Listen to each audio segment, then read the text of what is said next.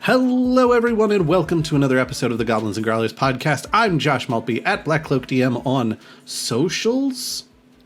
Similarly, I'm Brandon Dingus at Wave Brandalore on socials. ? I'll probably be doing a rebrand at some point soon, but we'll see. A rebranded? Yes, a rebranded. No, that's got to be my handle now, just at rebranded. So up front with everybody, we're going to be talking about Players Handbook 2024 and some of the stuff from D&D Direct today. Caveat, : we are recording this on August 28th, and by the time it comes out, some people should have access in the public to the 2024 PHB because the friendly local gaming store early access plan that they have with Wizards for stores that participate, you can buy the physical copy of the 2024 PHB on September 3rd. And then also D&D Beyond has it set up to where if you have a membership level there, you can get it as early as the 3rd or also the 10th, depending on your membership level. But the actual public street date for the 2024 PHB is the 17th of September. So it won't quite be the actual release date when this comes out, but some people will have it. So we will be talking largely in terms as people who definitely do not have it yet, but have read a couple of reviews from people that have and did watch the D&D Direct that occurred earlier this week as of us recording. Right. So we're not coming at it totally strangers or anything like that, but just wanted to clarify that. And the reason that we have to record this today is because the only other open day on our calendars to do this is next weekend or next Wednesday, September 4th. But we can't record then because we have tickets to go to the Cybertronic Spree show in Richmond that night. If you're not familiar with Cybertronic Spree, look them up on YouTube and you'll understand why it's more important for us to go to that than record on September 4th. Especially when they're in Richmond. If you were at that show and didn't see us, then obviously you didn't look for the two people the most 30 plus and still rocking out. Yeah, let's be honest here. 40 plus in my case and still rocking out. I was gonna say I'm not there yet. Yeah, I was just gonna lump you in with me. I mean, technically, I am 30 plus. Like that is exactly that is a technically correct statement. It's technically accurate, which is the best kind of accurate. Yeah. So today, I think we're just going to go through a couple of the new 2024 rule books of what we know about them. We're going to talk about the stuff from D&D Direct. And I read somebody describe a story earlier today of somebody describing D&D Direct, and they were like, D&D Direct is basically just like Wizards stole Nintendo's idea of Nintendo Direct, and they are both the same in that neither had news for Hollow Knight fans. That's incredible. One of the top comments on the YouTube link was we appreciate that you're doing early release for FLGS, but what we want to know is when are you going to add digital to the physical releases you are selling in FLGS? And I was like, hey, I guess I am on the pulse of the gaming community. Yeah, you literally had that conversation with the head of D&D a couple of weeks ago. And she was like, eh? I mean, just the fact that the top comment was something that I've already asked about, already received an answer for, and already broadcast on this podcast. I was like, maybe I am a professional D&D talker abouter guy. Yeah, and not to harp on this too much, but the fact that that question is just so much on people's minds, and they didn't get that figured out before releasing their big new rule set is just shocking to me. It's shocking. I suspect that it is simultaneously more complicated than we anticipate, and also something where they're like, well, there has to be a lot of money in it for us to do it, and there is not, at this time, a lot of money in it for us to do it. Just like, Dan Rawson, what kind of shop are you running over there? Like, get your Give your people some priorities. Wasn't it Jess Lanzillo's the head of D&D, right? He's the senior vice president for Wizards of the Coast. Dan is. Yeah, so okay. You were passing the buck higher than I was. I was because it's management's responsibility to set priorities for your direct reports. And as the SVP over Wizards, he might be the SVP specifically for D&D, like the brand itself. But I think he might be over all of Wizards of the Coast. I could look up his LinkedIn right now, but I'm not going to because I follow him on LinkedIn because I'm a D&D simp, I guess. But while we're talking about things I was right about for a change, in the D&D Direct, they were talking about how Sigil, which, by the way, the first two guys that you see in the Sigil part of the video that are talking about Sigil are the guys that I talked to at GenCon, and both of them, the entire time I was talking to them, pronounced it Sigil. And I am now convinced that this was a joke on me as a creator, and that it went over exactly as they hoped it would. Because this whole video, they pronounced it Sigil. And now I'm like, gosh dang it. They talked about in that video, they were like, hey, we've got the Baldur's Gate 3 game engine for graphics, and there's all this cool stuff you can do inside it. And I've been saying for years now, because I said it last year at Dragon Con, and Dragon Con is literally starting today. I said, I think that when D&D Beyond comes out with their new virtual tabletop for Wizards of the Coast, it's going to involve the Baldur's Gate 3 game engine. And a lot of people were like, I don't know about that. Well, like, Baldur's Gate 3 is really good for a campaign system. Why were you talking to Watto from Phantom Menace? I was trying to buy some parts for my droids and arguing with someone. Look, Dragon Con is its own thing, okay? It's a weird place. And Jedi mind tricks don't work on me. I'm not going to call it Sigil.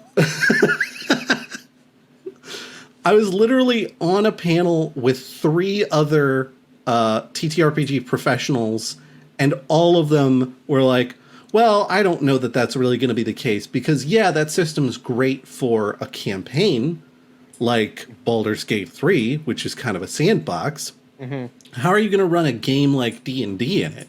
And I was like, they're just going to do like a map creator, but for Baldur's Gate 3. And they're like, well, maybe, but that's exactly what they're doing. It's exactly what they're doing. And I've been saying it the whole time. Well, I mean, yeah, like I don't understand why nobody could see that because it's like you look at the BG1, BG2 engine, right? And granted, we're talking about something 30 years ago, right? But even back then, it was very easy to just do a sprite map and then dump it in there and just set up your collision and everything like that. You just, I mean, the engine's the engine. Like you can just do whatever you need to with it. And like so many turn-based games like your Warcrafts, your Red Alerts, things like that, they included a map creator. It's basically that. You just have to put events and encounters in it, and there you go. Whether it's 2D or 3D, isometric, top-down, whatever, it's the same thing. And it takes existing assets that they already have and repurposes them and saves them tons on development costs. Real quick, because I assume that someone, probably Craig, will get into chat and gently push his glasses up the bridge of his nose. You did say turn-based. I know for a fact you meant real-time strategy. I did mean real-time strategy. I did mean that. So there you go, Craig. I only hope that you were talking just long enough that it gets typed, sent, and then my commentary comes in. They're like, dang it. I'll just record an overdub for Scott, and he can just drop that in there. Scott, don't you dare. Yeah. But before I forget what I was going to say, like the whole Sigil thing, you know, it's I think you even made the comparison last time we talked about this to like GIF versus GIF, right? And then the guy who created it had to come out and say, no, this is how you do it. The answer here is we talk to the person who created Planescape. We call Zeb Cook himself and be like, how do you pronounce this? And he will be the authority on it. And then we can also say what was going through your head when they forced you to write that god-awful Conan adaptation. Oh my God. Yes, please. I would love to hear. He could talk for 4 straight episodes just about that, and I would be enthralled the entire time. How pissed off do you think he would be, accomplished and legendary as he is, if 2 idiots reach out to him and be like, hey, we'd love to have you on our podcast. We'd love to have you on the podcast, but here's what we want to talk to you about. It's not Planescape. It's not something cool like Earthshaker. We need to talk to you about the Conan the Barbarian licensed movie adaptation module that you wrote. It's been long enough. Surely any NDAs you had have expired. Like, we feel confident you can talk about this. I imagine he's just this nice guy from the Midwest, and he would just be like, these idiots. What do they want? I don't know where exactly he's from, but I know last I'd heard anything about his location, he was in Seattle, because he was talking about how if WotC had wanted to inquire with him anything, literally anything about Planescape, he could have been at their headquarters in a matter of minutes. Yeah, I think he's from the Midwest, like Minnesota, Wisconsin, Michigan, just because when he applied for a job at TSR, that it was when they were based up there. And okay. He was just like in the area, I think. Anyway, we're getting like way off that plan here. I will say, for Russian arcade museums, this one's more on topic than most. Yeah, it's fairly relevant. That's the faint praise with which I shall damn it. It's vaguely relevant. Yeah. But before we really get into things, we've got a couple of other sort of shop talk kind of things that we're going to dig into for the GGP deep dives on the Patreon. We've really been pumping out a lot of these GGP deep dives. I think we're at the point now where I've got them scheduled 2 coming out a week, like, because we're still working on some of the ones from your GenCon report, and then we've got several from Nomnivore coming out, and then we'll have these. So there's a lot going on there. Hopefully, keep up the pace on those. But we're going to be talking about potential branding mistakes that Wizards is doing, or has been, will be doing with the new D&D rollout, and then also probably another one talking about the third-party properties that will be showing up on D&D Beyond. But we'll get to that on the Patreon conversation, so we can sort of dig into it and not have to chastise ourselves for deviating from topic too much. Well, and also it's the more nuts and bolts of TTRPG business ownership, as opposed to the general broad interest of, let's learn about this new D&D products series that's coming out. Right. Right. And speaking of, do you want to get into that? So, as of the release of this episode, at least at your friendly local gaming store, the PHB will be out. If your friendly local gaming store was part of the early.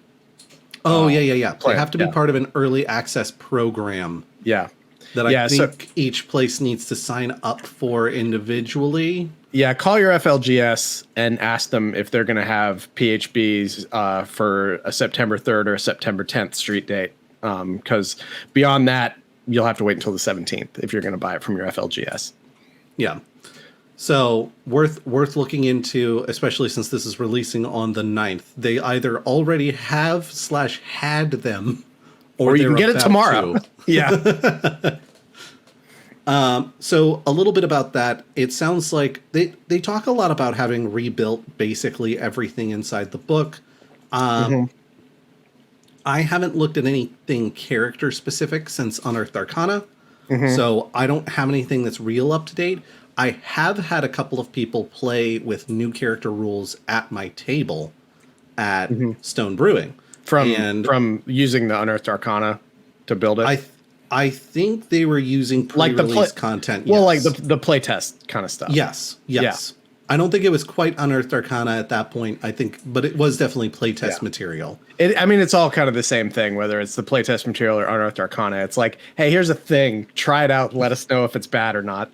Yeah, that's why I was going for the more general pre-release content term.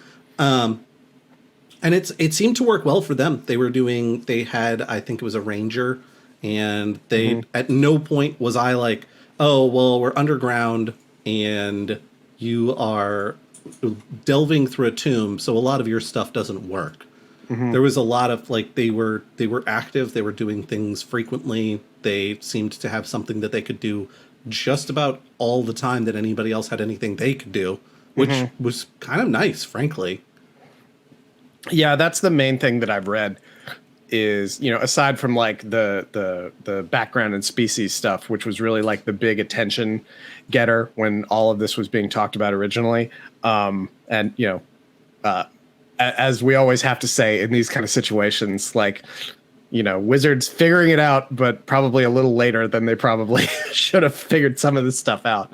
But, you know, a lot of the conversation was about that. And now that we're closer to the release period and, you know, we've been seeing all this playtest material and people are getting the promotional copies for review and stuff like that. The main thing that I'm hearing is people talking about just with the goal of, and we can get into this a little bit, like just imagine quotes around everything I'm saying right now with like the goal of 2024, the rules update being to make it more like quote unquote player friendly, right? Like they're giving people more to do. They're making sure that everybody's got an action that they can take. So nobody's just sitting there being like, oh, you know, I'll hold my turn. I really can't do anything right now. Like they're trying to, and whether this translates into they're overpowering the characters or not, it sounds like that's a possibility.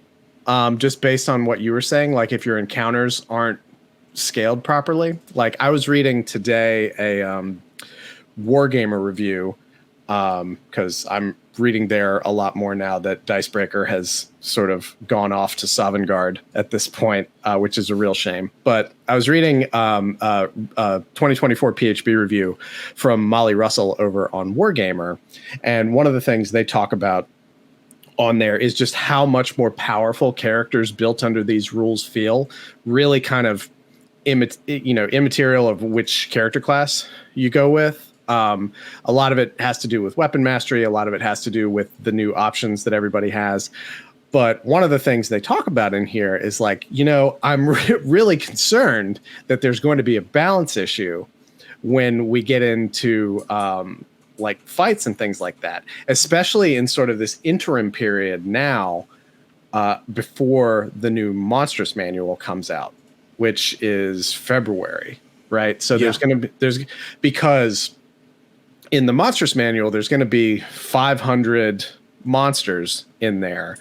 Only 15% of them are going to be new stat blocks. So that's like 75 new stat blocks, but all the pre-existing stat blocks are going to have been tweaked according to Wizards, presumably to alter them to better play with some of these more frankly powerful character options that people have. So that means, you know, September, October, November, December, January, February. That's like 6 months where you're going to have a lot of people playing with 2024 characters and 2014 monsters. And you might have to, if you're somebody who like, because I'm very open about the fact that I don't really hew too closely to the numbers when I'm doing encounters. I let the story drive it. But if you're somebody who's doing it a lot more sort of rules as written on things, you're going to have to probably sort of recast your idea of what appropriate challenge ratings are for particular parties that you're going up against. You're probably going to have to jack it up a little bit and be ready to dial it back if something's a struggle. But that's like, that's the main criticism is a harsh word. So I'm going to say observation. It's the main observation I'm hearing about this so far. Like the main sort of material, actionable observation about it. It does bring to the front a concern that a couple of people have had online, including folks in our own community, about the potential for these new character class builds to be something that is, it has power creep built in. Yeah. And the way Jess Lancillo had talked about it was, hey, you know, like, I want it to be that people want to use the new rules because that's where all of the, like, really cool, really awesome sounding stuff is. I want it to be like Magic the Gathering, where when a new card is awesome, you want that new card in your deck. And somebody was like, oh, so we're literally doing your characters will become more powerful, the monsters will become more powerful, and that's how you're going to sell your new version. And this feels a little bit like it echoes that. I'm hoping that's just a perception thing and that it all balances out in the wash. But the fact that I'm even hearing echoes of that in this is like, I think hope not. Is that a direct quote? From Just Lanzillo? Yeah. It's pretty close. I'll pull up the direct quote. Yeah. Well, the only reason I bring that up is just because that's a really interesting thing for Jess Lanzillo to say, to have come out of her mouth, like, oh, I want it to be like Magic the Gathering. Well, specifically in the sense of, because she came from Magic the Gathering. That was her previous department. So that's, her bread and butter, so to speak. She was like, to use filthy Magic terms, and then I'm trying to recall the rest of the exact quote, but I'll pull it up. Yeah. No, it's just interesting. Like, I see what she's getting at there, but ever worried is the wrong word, but I've wondered about what kind of synergy and alignment that we're ultimately going to see between D&D and MTG. Because, in many ways they're very different, but in a lot of ways they're not.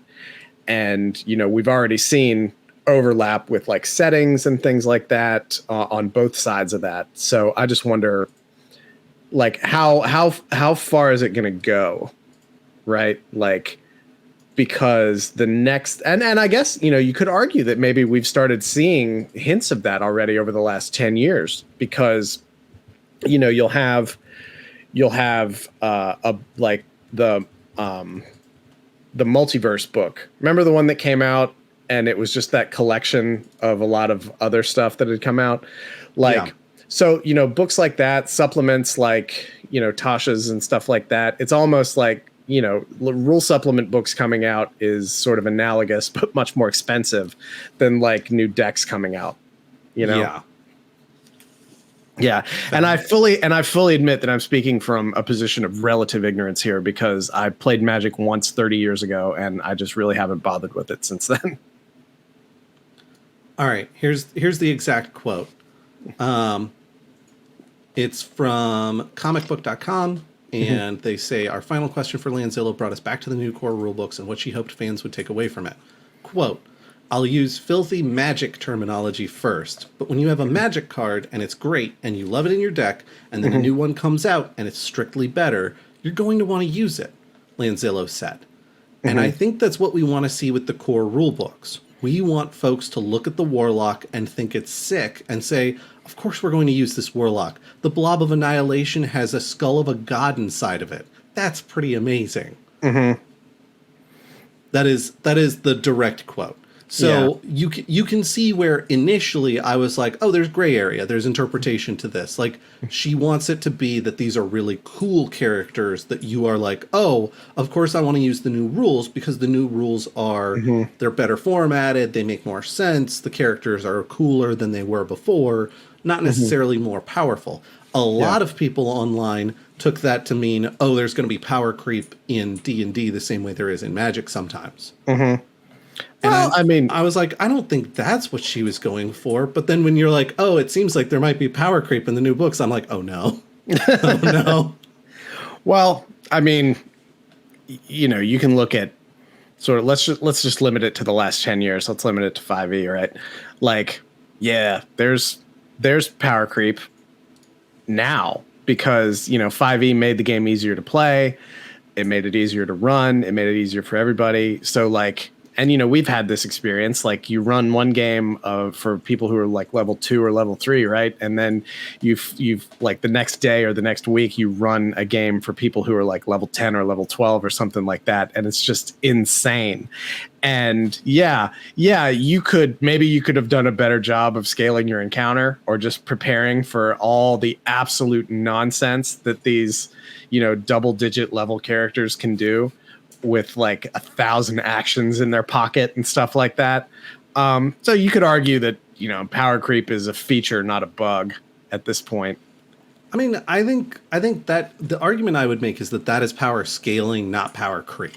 Because power creep is when you've got something that comes into the game that is definitively better than whatever was previously in the game, and it ends up making things too easy for that player character. Or the best example I can think of is League of Legends, because I used to play it way back when.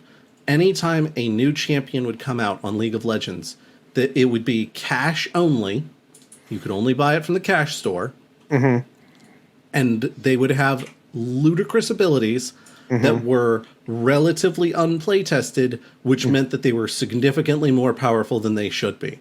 And by the time they came out to the point where you could get them using in-game points system, which you could earn by playing games, then they'd balance the characters so that they were equal with everyone else, as opposed to being an overpowered nemesis tank. We need loot boxes for all future Unearthed Arcana for people. Oh no! Yeah, the EA model, perfect. Yeah, I'd like to play a Mystic. Okay, that'll be $20. No. Somebody was talking about that because Wizards advertised that they were hiring for a digital strategy coordinator. And basically the job description was like, you're going to look at our digital marketplace and you're going to figure out how to make it better and more appealing to users so that they want to buy our stuff.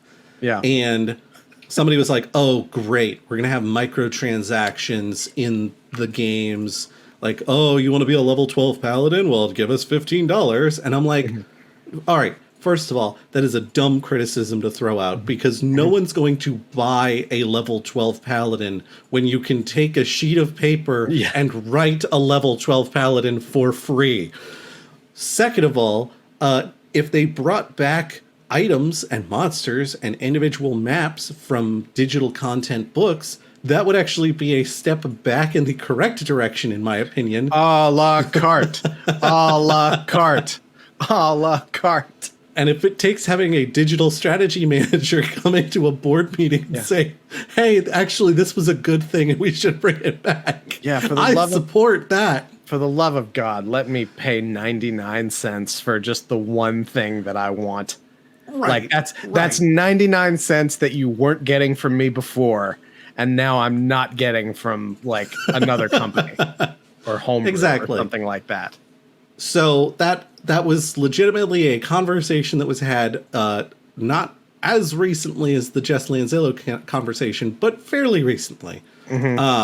And that I still think that's not what that digital marketing strategy person's job is going to be. I think their job is going to be significantly more about, hey, not enough people are using D&D Beyond, and we'd like you to help fix that. Yeah. Not enough people are using D&D Beyond, and how can we use AI to help more people use D&D Beyond? Well, I mean, the Hasbro CEO himself talked about they're deep into R&D for like how are they going to use AI to remix the 50 years of content they have. I mean, he all but said like, yeah, we're trying to create AI dungeon masters for basically for Sigil, pretty much for their VTP. All right, I will say. Another conversation that happened at that very same mixer at GenCon. I was talking to the artist team about the AI scandal that they'd had for both Magic and How is it that we talked so much since you got back from GenCon and you have not told me this story? I need you to understand something, Brandon. I talked to so many people that weekend. It is ludicrous to me the amount of information that is rattling around inside my skull. Okay. Talking to the artist, it was the head of art and one of the artists for D&D specifically.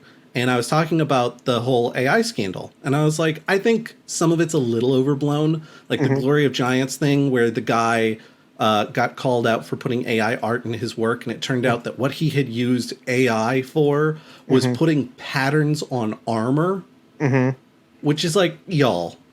if we called it an algorithmic tool inside Adobe, you wouldn't have had this problem. The trouble is that everybody, Adobe included, is like, oh, we'll call it AI because it'll sell better. Right. And they're right, and I hate it. Mm-hmm.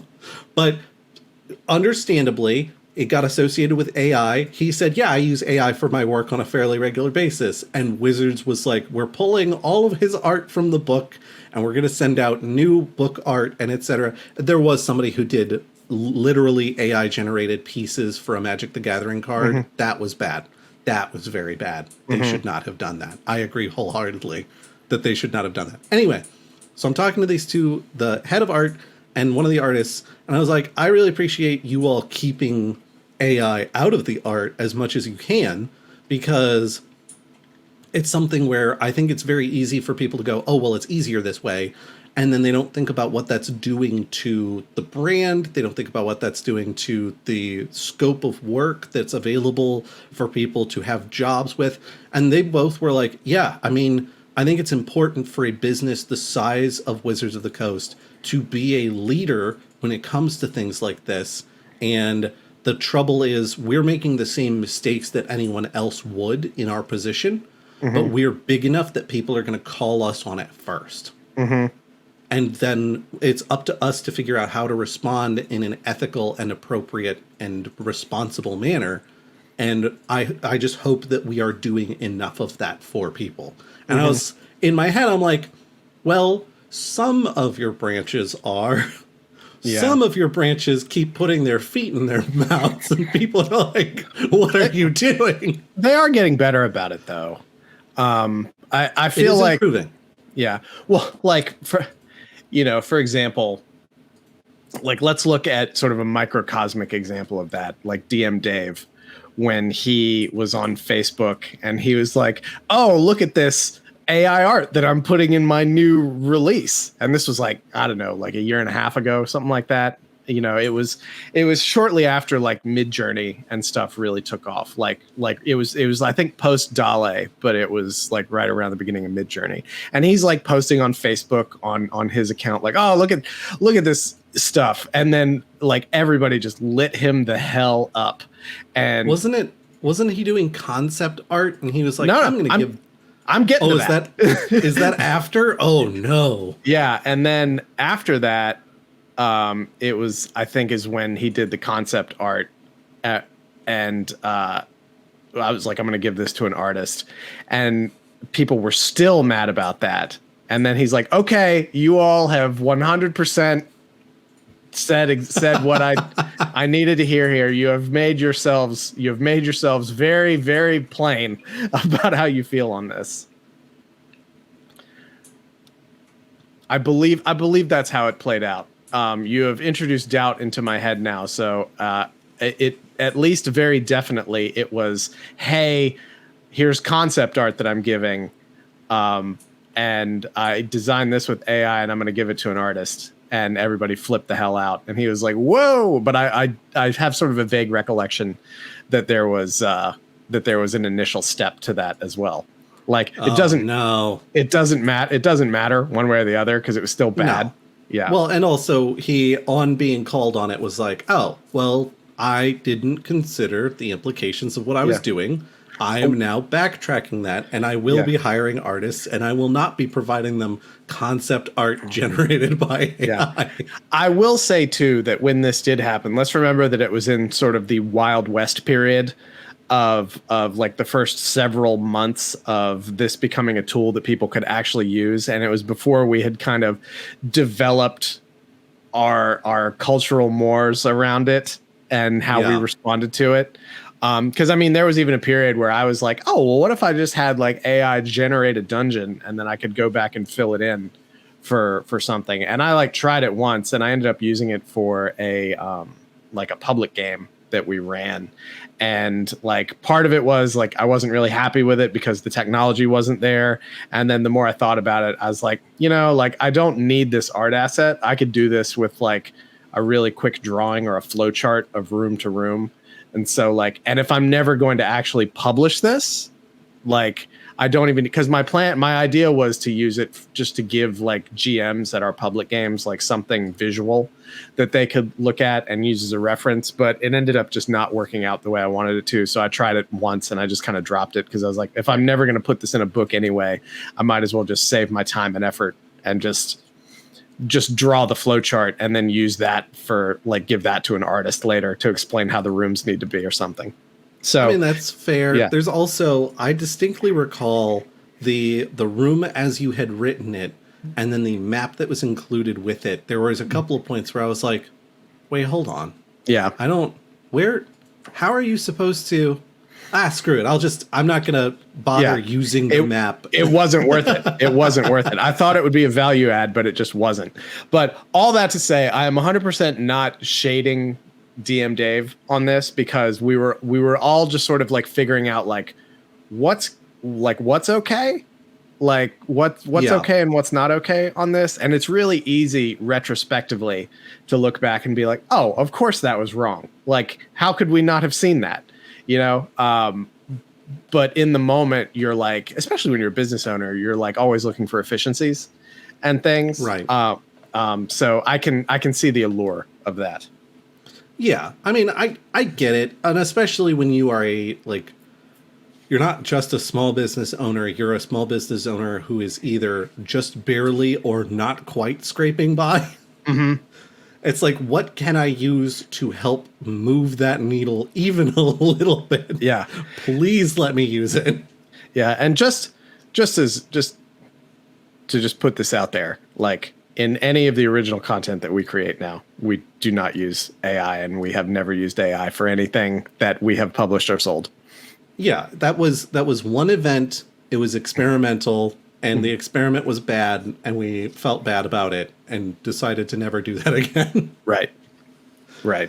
Because I know exactly, I recall, in fact, you and I had this conversation. When you generated the map, you were like, this is basically a placeholder for an actual map we will get an actual artist to make in the future. But this will be helpful for the GMs, given that I finished writing this adventure 48 hours ago.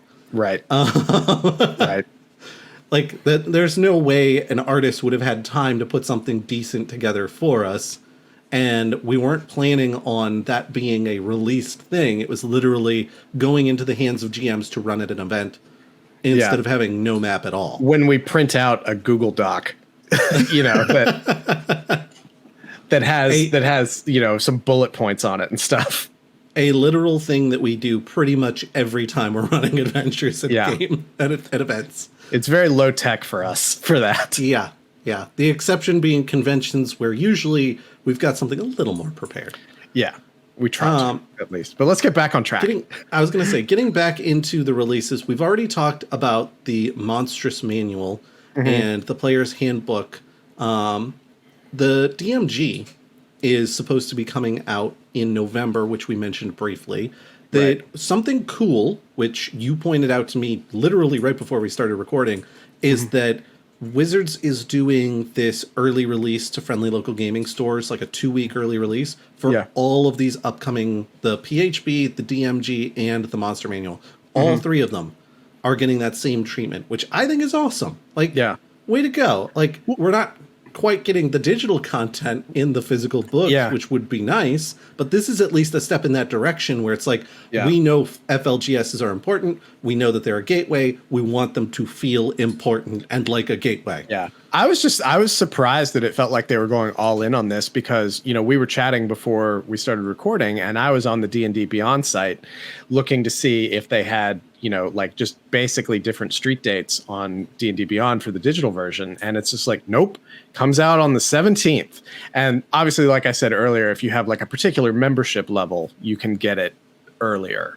But just the idea that they're actively not undercutting the local gaming stores is kind of amazing to me because, you can go to Amazon, for example, and typically they have a deal, or at least in the past they have had it, where you can break street dates and usually get it cheaper if you get it there. But I looked at it and it was like, nope, this is available on September 17th. And with shipping, you will not get it until September 19th. So there's literally no incentive to try to buy it there.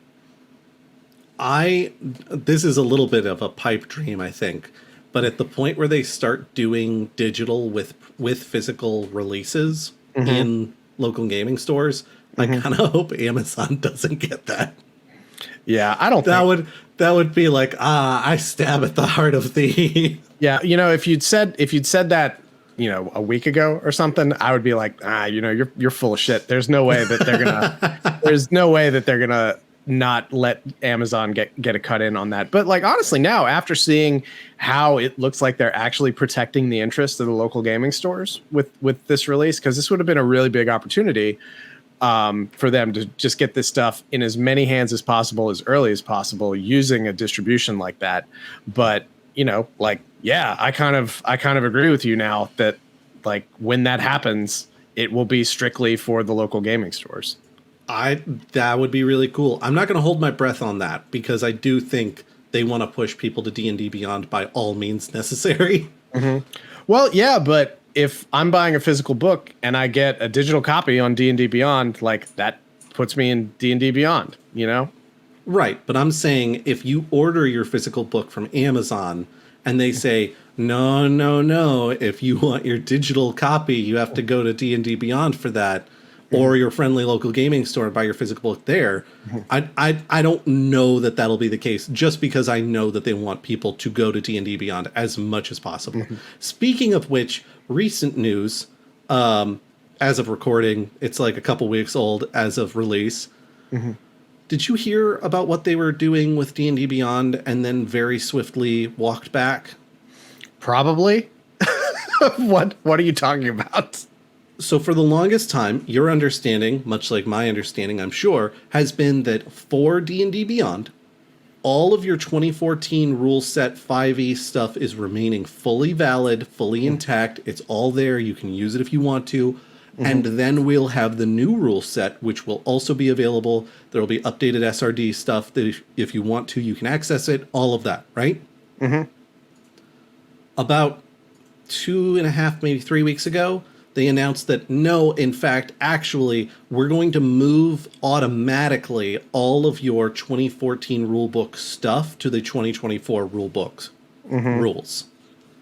Old characters, old magic items, old monsters, all of it is getting moved over. If you've got homebrew content, then you're going to have to remove it from the 2014 rulebook section and add it to the 24 rulebook section. That's dumb. And they got a very rapid, like, what are you doing? You told us it would all be fine. And that the first argument I heard out of people was, oh, well, they got to make their money. And I was like, no, because they're not charging anything for this. This is them updating the SRD and then going, we don't really want to maintain the storage for the old rules items in addition to the storage for the new rules items. Which is wild. And they walked that back really quick? They walked that back so fast. Like after the community started blowing up about it, they were like, wait, hold on, never mind. Remember what we said about leaving your 2014 rule stuff alone? We meant that. Yes, that is in fact happening. I completely missed that, and I'm betting it was because I was sick. If it happened so quickly, I probably just wasn't paying attention. It was like a 4-day difference between when I heard about it blowing up and when I saw that they walked it back. I was sick for 2 weeks, so that tracks. That tracks. Because I was asleep most of the time.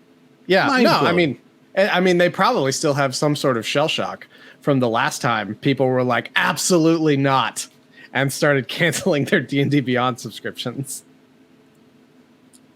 But weren't we talking about the DMG?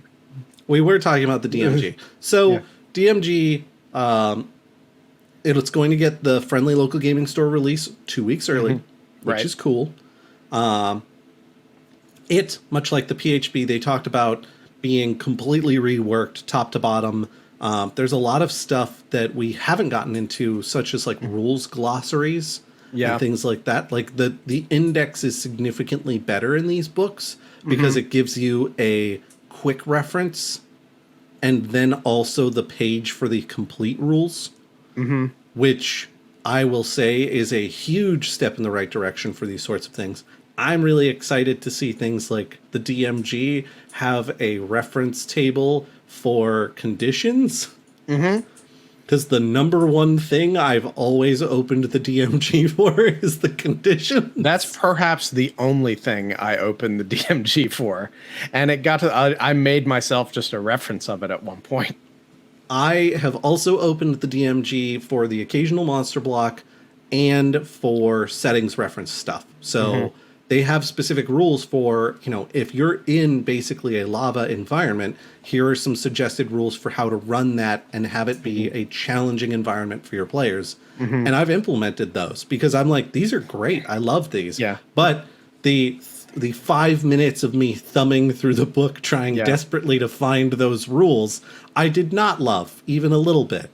Yeah, well, they're supposed to have the huge magic items table in this new one with like 100 different magic items that you can use, and I always felt like that was a miss in previous editions. Like what I want out of a DMG, and I know we're not getting it with this, is for it to steal a lot of the thunder from things like Nord Games and their Traps book, for example.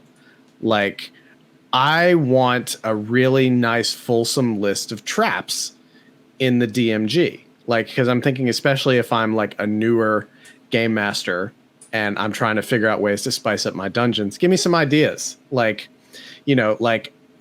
license some of the stuff from, oh gosh, what's the name of that series? Is it like Grimdark's Traps?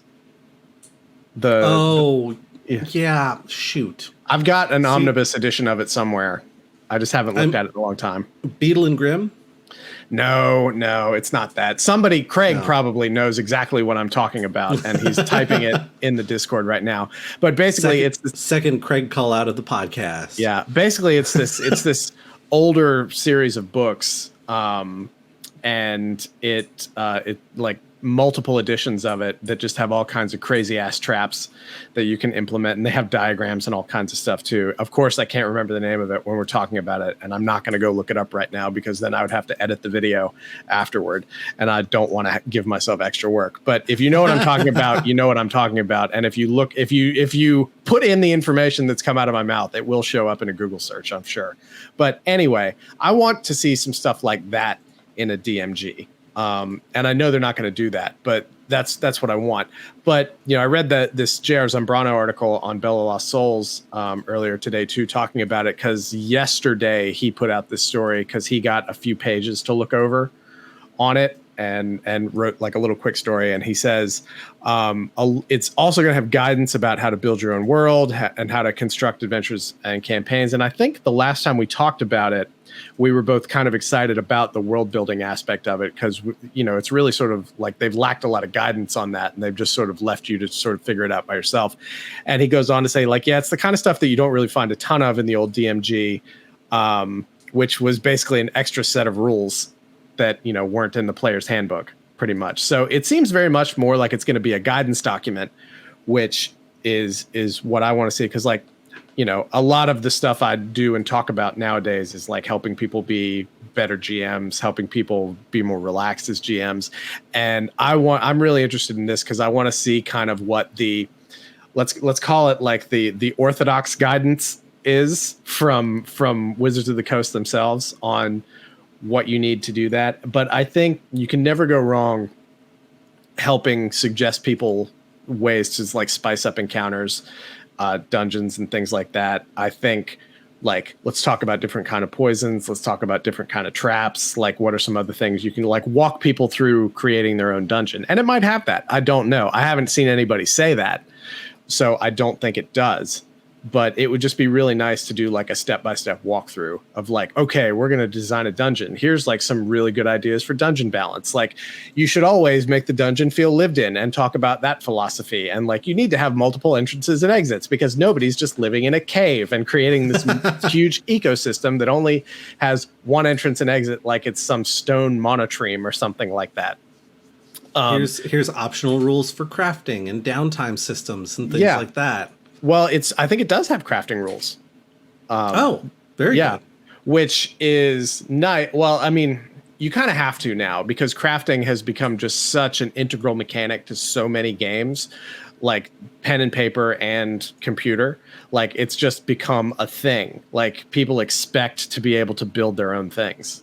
I guess I'm just used to it being attached to the player character books for things like, like artificers in Tasha's. So if you have Tasha's, then there's crafting rules in there for artificers. Like, I mean, those were really bare bones crafting rules, though. Yeah, but that's kind of what I was expecting, was the DMG doesn't have any of that stuff because it's all in the errata books. Yeah, and I am kind of talking out my ass on this because I have not seen exactly what those crafting rules are. I just know they're supposed to be included. But I mean, I'm really eager to get my hands on one of the new DMGs and read through it and just see what's there. Because honestly, I never found a lot of value in the DMG going back all the way to like 2nd edition, really. I think maybe I did get probably some value out of it in 2nd edition, just because I was such an inexperienced player. And, you know, one day I'll tell the story of the very first time I GM'd, and it was embarrassing. and that was before I read the DMG, and I was glad that I did afterward. I'm actually like, I'm trying to write some blog posts so that I can collect into a book later about like sort of GM guidance and things like that. And I'm trying to figure out the most embarrassing way to tell that story to just really make me look like an idiot. And I've gone through a couple of iterations of it, and it's really stupid. The most embarrassing way to tell that story is to get one of the people who was present at the table to tell you the story. Oh, my GM was so like, because I was like, yeah, I'll let me give it a try, let me run it, and he was just so angry, and he banned me from running a table with him ever again. I have since GM'd for him over Discord and stuff, but you know, keep in mind this was 25 years ago that this happened, and he's just like, you just wasted my time. I can't believe this. It taught me, it was a lesson in preparedness. I'll say that. It's a good lesson to learn. Yeah, exactly. But getting back to what I was talking about, like that's probably the last time the DMG was useful for me, because I bought the DMG in 2014 when that came out, and I looked through it and I was just disappointed. Like I want, you know, you're probably never going to get anything revelatory, but give me something insightful. And I just didn't feel like we were getting that. That's fair. And I am hoping for more of that from the new DMG. Right. Although we'll know what's in it when it's closer to coming out. Because at this point in time, they could carve an entire chapter out of it and no one would be any the wiser. Watch, like we're recording this on Wednesday, August 28th. Watch, like tomorrow, like the 29th, they're going to be like, here's a huge 100-page preview of what's going to be in the DMG. And then like over Labor Day, I'm having to record something new. I can't imagine they would do that, especially like they're trying to be hype about the PHB right now. They're not gonna steal their own thunder. I know. Well, I don't know. They've made bad decisions before. No, they've stepped in messes before. They have not literally stolen their own thunder. That would be different. Real quick, the other two things, the other three things that have been announced, and I think you and I are going to end up doing a G&G errata because we wanted to talk about the Lego minifigs, but we're already at 55 minutes. And we have two other things to talk about. Yeah, let's bottom line, minifigs are cool. You should check out the minifigs. They come out on September 1st. Yeah. There's a Dragon Anthology that's scheduled for sooner than the thing that they gave a release date for. Yeah. Which is interesting. The other thing is the Forgotten Realms setting books, which are going to be a player's guide and an adventure's guide, which they marked as having a fall release. So I don't know when in 2025 the Dragon Anthology is going to come out. I'm guessing, given the Monstrous Manual release, that it'll probably be in like May. Yeah. All right. But I don't know. Yeah. Let's talk about these Forgotten Realms source books first. And then once I've gotten all that off my chest, we can talk about the Dragon Anthology. Yeah. Yeah, stop me if you've heard this before, but can we do something else other than Forgotten Realms? Like, at least we're doing something other than the Sword Coast here, because I'm looking at the adventure guide, trove of information and resources for dungeon masters to create their own epic fantasy adventure. It will also contain 5 in-depth setting guides for iconic locations in the Forgotten Realms and support a variety of adventure genres. It's going to have Baldur's Gate. It's going to have Kalimshan. It's going to have the Dale Lands. It's going to have the Moonshae Isles. It's going to have Icewind Dale. I'm pleased to see the Dale Lands there, because that is an underserved area of Forgotten Realms that at least gets us a little bit further east from the Sword Coast, get into the Moon Sea area over there. I have a special place in my heart for the Dale Lands, because I played in like a 3-year campaign in the Dale Lands, and my party and I ended up like liberating a bunch of people who were held captive, and we rebuilt it. Like, we built up an old town and everything. It was great. A lot of Breath of Fire 2 vibes in there, in that we got to like build our own town. We forced our GM basically to have to create an economy, and he had spreadsheets and everything. He was an accountant, so he loved it.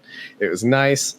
I am excited at least to be doing that, rather than just going up and down the Sword Coast. Like, put me in the absolute ass end of the Forgotten Realms, and I'll enjoy it more than the Sword Coast at this point. Just because familiarity breeds contempt, and I want something different. I mean, I can agree with that. They're also going to have ways to join different groups, such as the Harpers or the Gentarim, which I always pronounce that's how it's pronounced. I always pronounce it Zentarum. Oh, that's a very American pronunciation of you, sir. Wow. I'm pretty sure it's the Gentarim.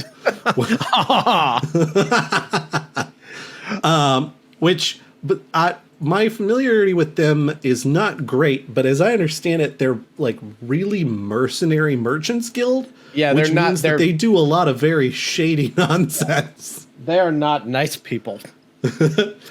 Something that we did not mention earlier, but I feel should be mentioned, given how much we're like, get out of the Sword Coast. The DMG, the setting guide that's inside of it, is Greyhawk. Yeah, but I think worth saying. Yeah, it's nice. It's nice that they're shining a little bit of a light on Greyhawk. I'm actually not clear if it's an actual like setting guide that's part of the DMG, or if they're just using Greyhawk as an example, as they're sort of painting the pictures for you on how to do your world building and stuff like that. My understanding is it's supposed to be more of a setting guide. Okay, well that's good. That's good. In a way, that's good. In a way, it's like, well, okay, but like Greyhawk is even more OG than Forgotten Realms, right?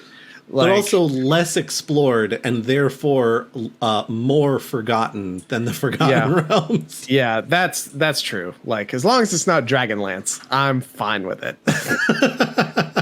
Don't care for Dragonlance. There is also, in the Forgotten Realms setting books, I think, if I'm recalling what I read correctly, there's a adventure that is the Keep on the Borderlands, which is an old school adventure, like way back. I was about to say, can we talk about how they're recycling so much old stuff now? But we've been recording for an hour, so no, let's not talk about that right now. Let's make a list and use that as a future deep dive episode or something. I was going to say, we're undoubtedly going to talk more about them reusing old stuff as 2025 hits shelves. Give me an updated Earthshaker. I want a giant robot. Yes, please. I want Neon Genesis Dungeons and Dragons. Earthshaker goes beyond that. Earthshaker was like, all right, so what if you had a robot, okay? But the robot was literally hundreds of feet tall, and you could walk around inside of it like it was a building. Yeah, I mean it's the giant of Babil from Final Fantasy IV. But no, I just like the idea that like the Duke of that realm is like barbarian, get in the fucking robot. But the my other beef, and again, stop me if you've heard this before, is that all right? They're putting out 2 full-size Forgotten Realm source books, right? Like a player's guide for it that's got all kinds of cool supplemental information, new backgrounds, feats, subclasses, which I presume are going to be unique from those that you find in the 2024 PHP. I hope so. They better be. And then an adventure guide, right? So, okay, so we've got 2 books. Presumably there's going to be maybe a map or 2 in each of those. Got all this extra, information that goes with it. You know what that sounds like to me? That sounds like it belongs in a box. It sounds to me like it belongs in a campaign box, which is how these should be released. I haven't heard anything to suggest that it is or is not in a campaign box. However, I will point out, last time we got 2 smaller settings guide type books recently, it did come in a box and it did have a map with it. So, or at least it came in a slipcase. I was about to say, a sleeve is not a box, sir. A slipcase is box-like. It's missing one side. That has 5 sides. This box has 6. I'm just saying, it's a great opportunity to throw back to the best delivery system for large-scale campaign information, which is put it in a box. Put it in a box. Yeah, but then you've got people coming into your store all day and they're like, what's in the box? Come on, man. What's in the box? Yeah. All right. So we talked about that real quick. Dragon Anthology. It's going to be, you've never seen a book like this come out of Wizards of the Coast before. They're putting dragons, all right, inside dungeons. There will be dungeons and dragons in this book. Yeah, I think there was a quote in D&D Direct where somebody said something to the effect of, like, yeah, it's amazing, like, how many people who play D&D haven't actually fought a dragon. So here's 10 adventures where you can fight dragons. Excuse me. COVID recovery. I feel kind of a way about that, because I'm hitting all the old standards today, because it's like, how many times have I talked about, like, let's take some swings, let's do some exciting different stuff. Sorry, Scott, have fun cutting that. But like there was another Wargamer story where they were talking about this, and that person, who I think is the same person that actually wrote the PHP review, was just like, yay, this is, they stopped short of saying this is lame.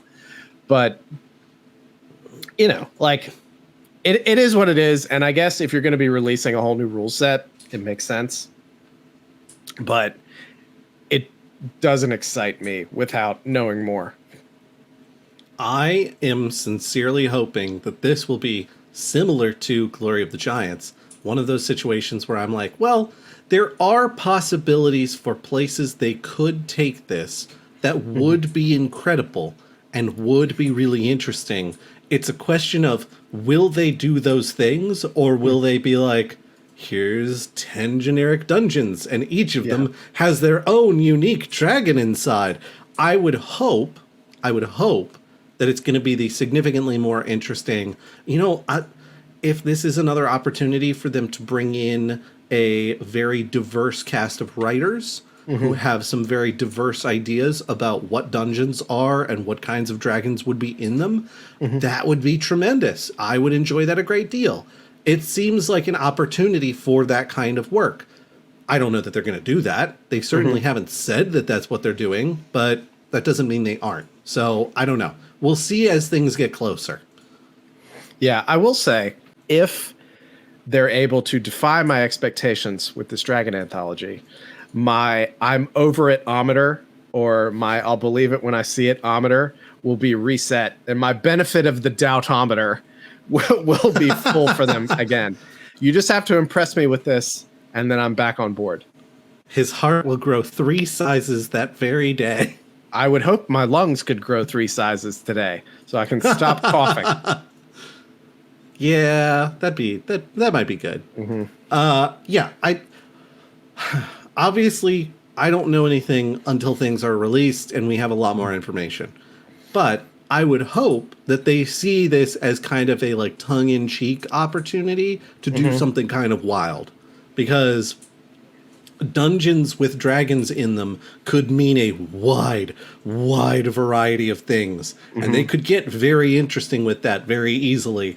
It's just a question of, will they? And I don't know.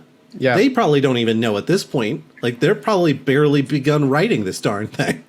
You know, Wizards of the Coast, if you're looking for an interesting spin on Dungeons and Dragons, we could license you our Dungeon in Dragon one-page dungeon for a very reasonable fee. Yeah, it'd be a very reasonable fee. It's a 1-page dungeon. It has a dungeon that is inside of a dragon. Very Escher-esque. It's quite good. You'd probably like it. So I think we're done. I think we have broadly covered everything we wanted to cover, yes. If there's stuff that you all wanted to discuss more thoroughly, you can always get at us on the Discord. That's bit.ly/goblin discord. But that's the place where I spend more time than is probably sane or reasonable, and amazingly, am barely the top 3 posters. Like, I'm getting very close to being knocked off that pedestal. In fact, I may have already been knocked off that pedestal as of release. I don't know. We'll see. Competition is good. Competition is good for the free communication market.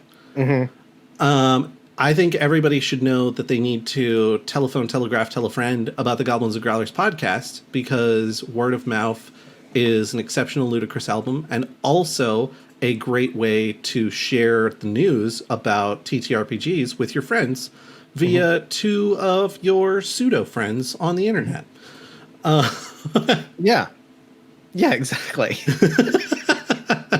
As I was saying that, I was like, do I really want to be saying this? Do I want to invite people to think of me as their pseudo friend? I'm a fairly warm and welcoming guy. Don't be weird about it. We'll be chill. The P in GGP stands for parasocial relationship. Oh, no. You should check out our newsletter and other things, which you can find at linktr.ee/goblins and growlers. The newsletter that's in there, Brandon works very hard on to make a super short but very informative read that you can pick up and put down in less time than it takes you to drink your morning coffee, unless, third call out of the podcast, you are Craig, which I understand that man can put away his first cup of coffee in about 30 seconds. Yeah. Also, it's monthly, it's news-oriented, and it also recaps a lot of the stuff we talk about in the podcast, which I tend to try to do to make everybody's life easier. Also, we recommend indie games. It's also helpful for if you missed some episodes, you can be like, well, now hold on, what did they talk about? Oh, that actually sounds interesting. I'll go back and listen to that. Or if you're like, no, that sounds boring, you can skip it.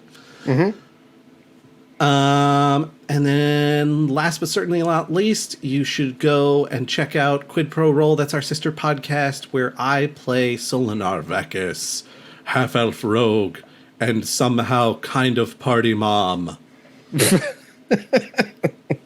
And I'm a over-the-hill professional wrestler because that's the life I like to live. I guess finally, like we said, we're going to have a couple of other GGP deep dive episodes for this up on the Patreon. So make sure you head over to patreon.com/goblins growlers, not goblins and growlers, because somebody actually registered goblins and growlers, but I've lost the login information. And now we've had this for like 5 years. So we're just sticking with it. Patreon.com/goblins growlers. You'll get the video version of the podcast on Mondays when it comes out. It doesn't go public until the Thursday of that week. And then we've got all these GGP deep dive episodes that just let us run off on tangents forever. We're working on a lot of other stuff to sort of reset the Patreon. Really excited about it. And we'll have more news about that coming soon. Heck yeah. Thanks for tuning in, and we'll see y'all next time. Yep. Bye. Bye.